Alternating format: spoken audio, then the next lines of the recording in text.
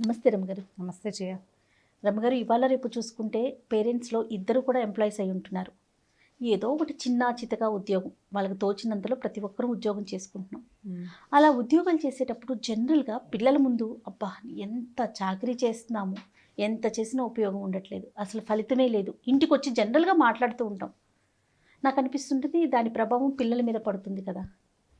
ఇప్పుడు మనకి ఉద్యోగం ఇచ్చిన అతను ఎక్స్పెక్ట్ చేస్తాడు మన వైపు నుంచి కొంత పని, దాన్ని మనం రీచ్ కావాలి కదా. అంటే ఎంప్లాయీకి ఉన్న ఆలోచనని ఎంప్లాయర్ రీచ్ కావాలి, ఉద్యోగం చేసే వ్యక్తి. ఒక యాడ్ చూసాం, డబ్బు ఎప్పుడు ఎవరికి ఊరికే రాదు అని. అట్లా ఇప్పుడు ఎవరికి ఊరికే రాదు కదా. మనం కష్టపడితేనే మన కష్టానికి తగ్గ ప్రతిఫలం గుర్తించడం ఓకే, కావాలని కోరుకోవటం ఓకే, కానీ మనం అంత ప్రతిఫలం కూడా ఇవ్వాలి కదా. నా ఫీల్ అర్థమైందండి. అర్థమైంది, కరెక్ట్గా నేను చెప్తాను. తీసుకున్న డబ్బుకి సరిపడా పని చేయాలి కదా. ఎగ్జాక్ట్గా కొంతమంది తీసుకుంటారు కానీ అయ్యో నేను ఈరోజు పొద్దు నుంచి సాయంత్రం వరకు నేను తీసుకున్న దానికి ఏం చేశాను అనే ఆలోచన కూడా ఉండదు, చక్కగా ఎంజాయ్ చేసేస్తూ ఉంటారు. కొంతమంది మాత్రమేనండి, నేను అందరి గురించి మాట్లాడటం లేదు, అది కరెక్ట్ కాదు. కానీ ఆ యాటిట్యూడ్ పిల్లలకు కూడా అలవాటు అవుతుంది కదా రమ్మగారు. అంటే మనం మాట్లాడుతుంటే అలవాటు అవుతుంది. మనం ఈ సందర్భాన్ని బట్టి చెప్పాలి కదా. మనం ఒకళ్ళ దగ్గర ఏదైనా ఒకటి తీసుకున్నామంటే దానికి సరిపడా శ్రమ ఇవ్వాల్సిందే. ఇప్పుడు నీ శ్రమని దోపిడీ చేయకూడదని చెప్తాం మనం. శ్రమ దోపిడీ చేయకూడదంటే రోజంతా పని చేసుకుని 10 రూపాయలు చేతిలో పెట్టకూడదు అని మాట్లాడతాం. ఇప్పుడు 100 రూపాయలు తీసుకుని పని మానేయకూడదు కదా, రెండు. కాబట్టి ఇప్పుడు శ్రమ దోపిడీ చేయకూడదన్న మాట ఎలా చెప్తామో, డబ్బుకి విలువ ఉండాలని ఎలా చెప్తామో, అట్లాగే తీసుకున్న దానికి సరిపడా పనిని మనం ఇవ్వాల్సిందేనని చెప్పాలి. తీసుకునే ప్రతి రూపాయికి న్యాయం చేయాలి. ఇప్పుడు ఈ న్యాయం చేయకపోతే ఏమవుతుంది అంటే దాని మీద సరదా కథలు కొన్ని ఉన్నాయి. ఒక చిన్న కథ చెప్తాను చూడండి. అనగా ఒక ఊరనే చెప్తాను, ఊరి పేరు చెప్పట్లేదు ఈసారి. ఈ ఊళ్ళో ఆ ఊరి జమీందారు గారికి ఒక వేసవి విడిది ఉందట. వేసవి విడిది అంటే ఎండాకాలం చల్లగా ఉండటం కోసం ఆ పల్లెటూరుకి వచ్చేవాళ్ళు. అది పెద్ద తోట, చుట్టూత బోళ్ళంత తోట ఉంది. మామిడి చెట్లు, సపోటా చెట్లని, జామ చెట్లని, తర్వాత రకరకాల పువ్వుల చెట్లు, పెద్ద తోట, మధ్యలో పెద్ద ఇల్లు. జమీందారు గారి ఇల్లు అంటే ఏవో 2 గదులు 3 గదులు ఉండవు కదా, చాలా పెద్ద భవంతి, మండువా ఇల్లు లాంటి ఇల్లు. తర్వాత ఏమో ఈ ఇంటికి తోమేవాళ్ళు, తుడిచేవాళ్ళు, కడిగేవాళ్ళు, మొక్కలకి నీళ్లు పోసేవాళ్ళు, కొత్త మొక్కలు నాటేవాళ్ళు, వాకిళ్ళు ఊడ్చేవాళ్ళు, నీళ్లు జల్లి ముగ్గేసేవాళ్ళు, ఇట్లా ఒక 30-40 మంది పనివాళ్ళు ఉంటే, పాత జమీందారు ఏం చేసేవారట, ప్రతి సంవత్సరం 2 నెలలు వచ్చి ఉండేవాళ్ళు. సంవత్సరం మధ్యలో కూడా అటువైపు వెళ్తున్నప్పుడు ఒక 10 రోజులు ఉండేవాళ్ళు. ఈ పని వాళ్ళకి పని ఉండేది. క్రమంగా తర్వాత రాజుగారు వచ్చిన తర్వాత ఆయన సమ్మర్లో కేవలం ఒక 10 రోజులు మాత్రం వచ్చి ఇక్కడ ఉంటున్నారు. ఆ వైపు వచ్చేవాడు కాదు. ఆయన కొంచెం చదువుకున్నవాడు. ఈ పల్లెటూరు హడావిడ ఆయనకేం పెద్దగా ఆసక్తి లేదు. అయితే ఇప్పుడు వేసవి విడుదలు మెయింటైన్ అవ్వాలంటే మన ఇక్కడ రాష్ట్రపతి విడిది భవనం ముందు చూసారా మనకి, దానిలాగా ఫుల్ మొత్తం ఫర్నిష్డ్గా ఉండాలి. రకరకాల పని వాళ్ళు, అన్ని పనులు చేసేవాళ్ళు, ఇల్లు ఎప్పుడు ఎవరొచ్చినా రెడీగా ఉన్నట్టుగా మెయింటైన్ అవ్వాలంటే కుటుంబాలు చాలా ఉండాలి కదా. కొన్ని పూర్తి స్థాయిలో కుటుంబాలు కొంతమంది అక్కడే ఉండేవాళ్ళు. అయితే ఈ విడిది ప్రకారం రాజావారు వచ్చేదేం లేదు. వీళ్ళు ఏం చేసేవాళ్ళు, ఈ ఉన్న పని వాళ్ళంతా మొత్తానికి ఒక 24 కుటుంబాల వాళ్ళు దీన్ని ఆశ్రయించుకుని ఉన్నారు. కుటుంబాలు ఊళ్ళో ఉన్న 24 మంది మనుషులు ఇక్కడ పనిచేసేవాళ్ళు.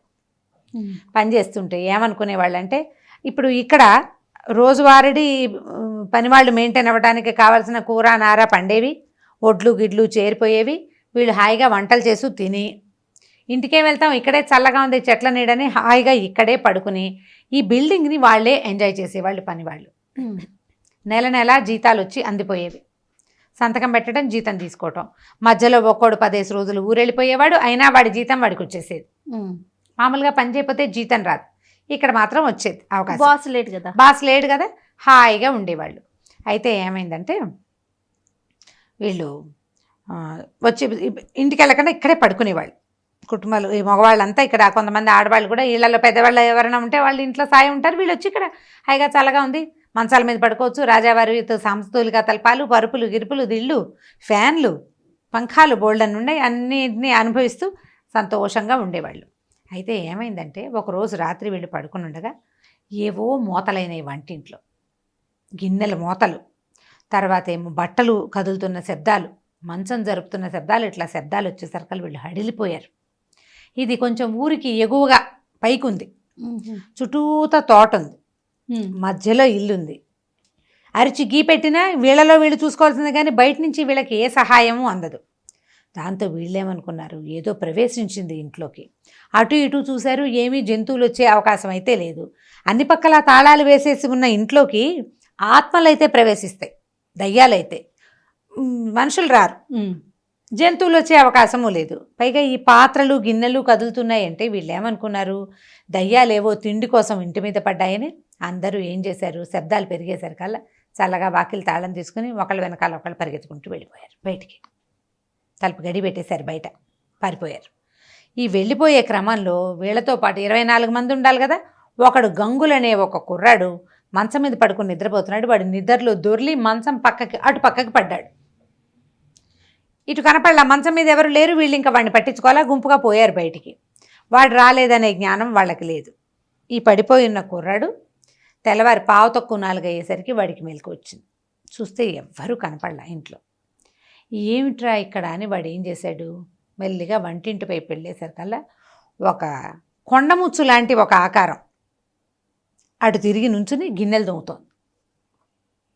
కూర్చునింది, కొంచెం గొంతు కూర్చుని. ఎలా ఉందంటే కోతుల్లో కొండముచ్చులు ఉంటాయి కదా, కొంచెం పెద్ద రకంవి, అది గిన్నెలు తోముతున్నట్టు కనపడింది. వీడు అటు ఇటు చూశాడు, కాస్త ధైర్యంగానే ఉన్నాడు. చిన్నపిల్లాడు, 18-19 ఏళ్ళ వాడికి అంత భయాలు రావు. 30-40 వస్తాయి, పిరికితనాలు వస్తాయి. చిన్నపిల్లలకి, టీనేజ్ పిల్లలకి భయం గీయం ఏమి ఉండదు. అటు ఇటు చూస్తే పెద్ద కుప్పగా ఉండవలసిన పాత్రలన్నీ చక్కగా నీట్గా తోమున్నాయి. ఇదే కూర్చుని గిన్నెలు తోముతోంది. తోమిని కనపడుతున్నాయి. ఆ పాత్రలు కూడా గిన్నెలు తోమి అక్కడ పెట్టింది. సరే వీడు ఏం చేశాడు, చూస్తున్నాడు. వెళ్ళి మంచం మూల దాక్కున్నాడు, ఏం చేస్తుందో చూద్దామని. అదో చీపురు పుచ్చుకుని హాళ్ళు అవి ఇవి అన్నీ శుభ్రంగా ఊడ్చేసింది. మంచాలు నీట్గా దులిపేసేసింది. వీడు మూల నుంచి జాగ్రత్తగా చూశాడు. ఇది పనిచేస్తోంది, దయ్యము పనిచేస్తోంది అన్నమాట. సరే తెల్లవారిపోయింది. తెల్లారిన తర్వాత ఏమైంది, తెల్లారాక దయ్యాలు ఉండమని ఒక నమ్మకం కదా. పని వాళ్ళంతా యథావిధిగా వాళ్ళ పనులలోకి ప్రవేశించారు. చూస్తే గిన్నెలన్నీ తోమేసి ఉన్నాయి, మంచాలు పక్కలు సర్దేసి ఉన్నాయి, ఇల్లేమో నీట్గా ఉంది, వాకిళ్ళు కూడా ఊడ్చేసి ఉంది. ఉండేసరికల్లా వీళ్ళంతా గంగుల్ని వీడిని చూసి, ఓరి నువ్వు ఇంట్లోనే ఉన్నావురా, నీకు భయం వేయలేదురా, ఈ పనులన్నీ చేసావా, నిద్రపట్టక అన్నారు. నేను చేయలేదు, ఒక కొండముచ్చు వచ్చింది, అది పనిచేసిందని చెప్పాడు. వాళ్ళంతా నమ్మల, నీ మొహం అబద్ధాలు ఆడుతున్నావా, కొండముచ్చు పని చేయటం ఏమిట్రా నీ బంద్ అన్నారు. వాడు ఒప్పుకోలే, కాదు నేను చూశాను, ఎంత ఉంది, అది తిరిగి కూర్చుంది, గిన్నెలన్నీ అదే దోమింది, నేను తోమలేదంటాడు వాడు. వీళ్ళేమనుకున్నారంటే వీడికి మెలకు వచ్చేసింది, బయట తాళం వేసేసాము, బయటకు ఒక్కడికి రావడానికి భయం వేసి వాడే గిన్నెలు దోమి ఇల్లు చేశాడు. అంటే నిద్ర పట్టక చేశాడు, ఏదో ఒక పని చేస్తే ధైర్యంగా ఉంటుంది, మనం కదులుతూ ఉంటే భయం ఏది కదా అని అనుకున్నారు. రెండో రోజు రాత్రి మేమంతా ఉండమన్నారు. మేము ఉండం, ఏదో కదులుతోందంటే మీరు ఉండకపోతే పోండి, నేను ఉంటానన్నాడు వాడు. రెండో రోజు ఉన్నాడు. వీడి మీద శబ్దం కాగానే చూస్తున్నాడు. ఒకటి ఎక్కడి నుంచో దిగింది, లోపలికి వచ్చి మొత్తం గిన్నెలు దోమేసింది, పని చేసేస్తోంది. వీళ్ళు ఏం చేశారు, మెల్లిగా 2-3 రోజులు అయ్యేసరికి వాళ్ళకి అర్థమైంది ఇది ఎవరితో వచ్చి పనిచేస్తుంది, హాయిగా బాగుందని వాళ్ళ పనులు కూడా వాళ్ళు మానేశారు.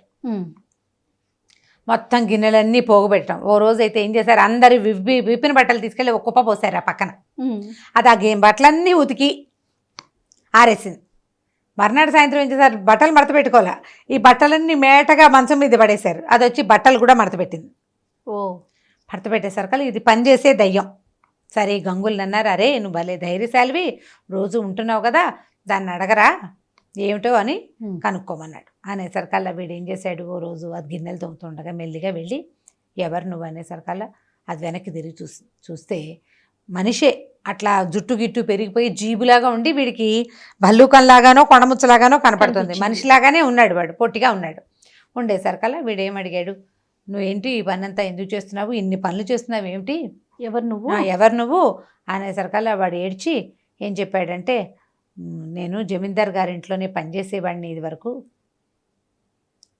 పనిచేసేవాడిని, అప్పుడు ఇలాగే హాయిగా ఖాళీగా రికామీగా ఉండి జీతం డబ్బులు తీసుకుంటూ ఎంజాయ్ చేశాను. వాళ్ళు భోజనం వండి పెడుతుంటే శుభ్రంగా తినేసి భోజనాలు మిగిలిపోయిన వస్తువులు ఇంటికి పట్టుకెళ్ళి మా ఇంటిల్లిపాది హాయిగా ఉండేలాగా చేశాను, ఏమీ పని చేయకుండా నేను డబ్బులు తీసుకున్నాను. తర్వాత కాలంలో చచ్చిపోయాను, పెద్దవాడిని అయ్యాక చచ్చిపోతే నన్ను యమలోకానికి తీసుకెళ్లారు యమపట్లు వచ్చి, యముడు నువ్వు తీసుకున్న డబ్బుకి సరిపడా పని చేయలేదు కాబట్టి ఈ కోతు రూపంలో ఉండమన్నాడు నన్ను. కాదు ఇది వద్దు, నాకు మామూలు రూపం కావాలని నేను అడిగితే, నువ్వు ఎక్కడ పని చేసావో, ఎక్కడ పని అంటే పని చేయకుండా డబ్బులు తీసుకున్నావో అక్కడికి వెళ్ళి పని చేయి, నీ బాకీ తీరే వరకు పని చేయమన్నాడు, అందుకని నేను ఇక్కడికి వచ్చి రోజు పని చేస్తున్నాను అనేసరికల్లా వీడేం చేశాడు, వీళ్ళకి అందరికీ ఈ మాట చెప్పాడు, ఇట్లాట అని చెప్పాడు. చెప్పిన తర్వాత ఈ రోజు అది వస్తూనే ఉండేది, వీళ్ళు పనులు చేయకుండా ప్రస్తుతానికి అలాగే ఉన్నారు. రెండో రోజు మూడో రోజు కుర్రాడు అడిగాడు, బాగుందా, నువ్వు ఇవన్నీ చేయగలుగుతున్నావా, ఇంత పని చేస్తున్నావంటే, ఎందుకు చేయలేను బాబు, చిన్నప్పుడు ఏం చేయలేదు, ఇప్పుడు చేయకపోతే ఎట్లా, చలే చంపేస్తోంది, బయట చాలా చలిగా ఉంది అనేసరికల్లా వీడేం చేశాడు, పాపం దానికి చలేస్తోందిట, ఆ దయ్యానికి ఏదైనా బట్టలు ఇద్దామని అందరికీ చెప్పాడు. చెప్పేసరికల్లా వాళ్ళు ఏం చేశారు, ఊలుతోటి అల్లిన ఒక షరాయి, ఒక ప్యాంటు, ఒక అంగి, ఒక చొక్కా, ఒక అంబళి ఇచ్చారు అందరూ కలిసి, తలా చోటించి తలా వస్తువు తెచ్చి. మర్నాడు రాత్రి వీడేం చేశాడు, ఆ షరాయి, ఆ లుంగి అవన్నీ వాడికి ఇచ్చాడనమాట, కంబళి ఇచ్చి ఎలా వేసుకోవాలో చూపించాడు. అవి వేసుకున్నాక అది అమ్మయ్య చాలా బాగుంది అయినా ఇంకా వెళ్ళొస్తాను నేను అనేసరికల్లా, అదేంటి వెళ్ళిపోతున్నావు, గిన్నెలు తోమవా అన్నాడు. ఇంకెందుకు తోముతాను, నేను ఇప్పటిదాకా చేసిన పనికి ప్రతిఫలం నాకు బట్టలు ముట్టేసినాయి, నా బాకీ తీరిపోయింది, ప్రతిఫలం ముట్టేదాకా పని చేయమన్నాడు. నువ్వెవడో బంగారు కొండవి ఇక్కడ కూర్చున్నావు, నా సంగతి కనుక్కున్నావు, నేను ఇన్ని రోజులు పని చేశాను, నువ్వు చూసావు, పనికి తగిన ప్రతిఫలం ఓ చొక్కా, ఓ ప్యాంటు, ఓ కంబళి ఇచ్చావు, దీంతో నాకు చెల్లు, వెళ్ళొస్తాను నాయన. ఇప్పుడు యమధర్మరాజు దగ్గరికి వెళ్తే ఆయన నా బాకీ చెల్లు చేసి నన్ను మళ్ళీ ఇంకెక్కడైనా మంచిగా పుట్టిస్తాడు, బాయ్ బాయ్ అని వెళ్ళిపోయింది. వీడు నిర్ఘాంతపోయి కూర్చున్నాడు. వాడు మెల్లిగా వాడికి ఆలోచిస్తే, ఇలా డబ్బులు శుభ్రంగా తినేసి ఏ పని చేయకుండా ఉంటే చివరికి ఈ భల్లూకల్లాగానో కొండముచ్చలాగానో అవుతాం మనము, చచ్చినట్టు రాత్రిళ్ళు వచ్చి పని చేయాల్సి వస్తుందని వాడు ఏం చేశాడు, తెల్లవారంగానే అందరికీ చెప్పాడు, మీరు ఎవరి పని వాళ్ళు చేసుకోకపోతే కొండముచ్చలు అవుతారు, మీ ఇష్టం. ఎవరెవరు కొండముచ్చలు అవ్వాలనుకుంటున్నారో వాళ్ళందరూ పని మానేసి కూర్చోండి, కాదు నేను కొండముచ్చు అవను అని అన్న వాళ్ళందరూ పని చేయండి అంటే, వాళ్ళ నుంచి ఒకళ్ళు కూడా పని మానేసేవాళ్ళు కదా, ఎవరి పని వాళ్ళు శుభ్రంగా చేసి అక్కడ భోజనం చేయకుండా, అక్కడ పడుకోకుండా, ఇల్లు తాళం పెట్టడం, వెళ్ళిపోవటం, మళ్ళీ మర్నాడు పొద్దున్న రావటం. అంతకుముందు వరకు అప్పటి వరకు తోటలో పని చేసేవాళ్ళు కదా, ఎవరు చూడటం లేదు కదా, కెమెరాలు లేవు కదా. ఇప్పుడు కెమెరా దయ్యమే వచ్చింది, వీళ్ళకి కనపడింది. మొత్తం ఇల్లు దొడ్డి వాకిలు అన్నీ శుభ్రంగా చేసి, రాజుగారి ఇల్లు కాదు మన ఇల్లే, మనం దీని డబ్బులే తింటున్నామని ఇంగిత జ్ఞానంతో ప్రవర్తించడం మొదలుపెట్టారు. చాలా బాగుంది. ఈ కథ పిల్లలకి చెప్పచ్చు సరదాగా. ఇప్పుడు తీసుకున్న డబ్బుకి సరిపడా పని చేయకపోతే భగవంతుడు మెచ్చడు, దేవుడు మెచ్చుకోడు. ఎవరు చూడట్లేదు కదా అని అనుకుంటే ఎట్లా, ఎవరు చూడకపోయినా మనకు తెలుసు. మొదటిది, మనలో దేవుడు ఉంటాడు, వాడికి తెలుసు, మనకు తెలియకుండా ఉండదు కదా. భగవంతుడు అంటే ఎక్కడో ఉండడు, మన లోపలే ఉంటాడు, మనతో పాటే. ఆయనకు నువ్వు చేసే తప్పు ఒప్పు, నువ్వు చేసే అన్యాయం, నువ్వు మాట్లాడే తప్పుడు మాట సమస్తం తెలుసు. ఇప్పుడు మనం కోపం వచ్చి ఏదో ఒక మాట అంటామా, మనకే కించగా ఉంటుంది లోపల. ఎందుకు కించగా ఉంటుంది, లోపల ఉన్న భగవంతుడు నువ్వు తప్పు చేసావని మనకు తెలియజేస్తూ ఉంటాడు. ఎవడికి వాడికి తెలుసు. ఎంతసేపు దేవుడు నోరు నొక్కేస్తే, బయట దేవుళ్ళు ఎక్కడున్నాయి విగ్రహాలకు వెళ్ళి పూజలు చేస్తారు, నోటు లోపల ఉన్న దేవుడిని మూత పెట్టేసేసి ఆయన బయటికి రానివ్వరు, బయట ఉన్న విగ్రహాలకు పూజలు చేసి పూజలు పునస్కారాలను గుళ్ళ చుట్టూతా తిరుగుతారు. లోనున్న భగవంతుడి మాటని కనుక వినడం మొదలుపెట్టామా అసలు ఇంక ఏమీ లేదు, ప్రపంచం మారిపోతుంది పూర్తిగా. ప్రతివాడి లోపల భగవంతుడు ఉంటాడు కదా, ఆ సౌండ్ మనం వినాలి, అదేం చెప్తోంది అని. అప్పుడు మనం పిచ్చి మాటలు మాట్లాడడం, తెలివి తక్కువ పనులు చెయ్యం, అజాగ్రత్తగా ప్రవర్తించాం, చక్కటి మంచి సిటిజన్స్గా ఉంటాం, తోటి మనుషుల పట్ల ప్రేమతో వ్యవహరిస్తాం. సరిగ్గా మన వ్యవహారం బాగుంటే ఆటోమేటిక్గా అన్ని బాగుంటాయి. చాలా బాగుంది రమ్మగారి కథ కూడా. మనము ఫాలో అవ్వాలి, పిల్లలకి కూడా ఇలాంటి చెప్తూ ఉంటే పెరిగి పెద్ద అయినా కూడా ఇదే మంచి లక్షణం అలవడుతుంది. ఇప్పుడు కథ సరదాగా ఉంది, ఇందులో డీప్గా లోపలున్న భావాన్ని మనం బయటికి తీసుకొచ్చి చెప్పుకోవాలి. మరో స్టోరీతో మళ్ళీ కలుద్దాం రమ్మగారు. నమస్తే. ఈ వీడియో కనుక మీకు నచ్చినట్లయితే లైక్ చేయండి, షేర్ చేయండి. మరిన్ని వీడియోస్ కోసం మా ఛానల్ని సబ్స్క్రైబ్ చేసుకోండి.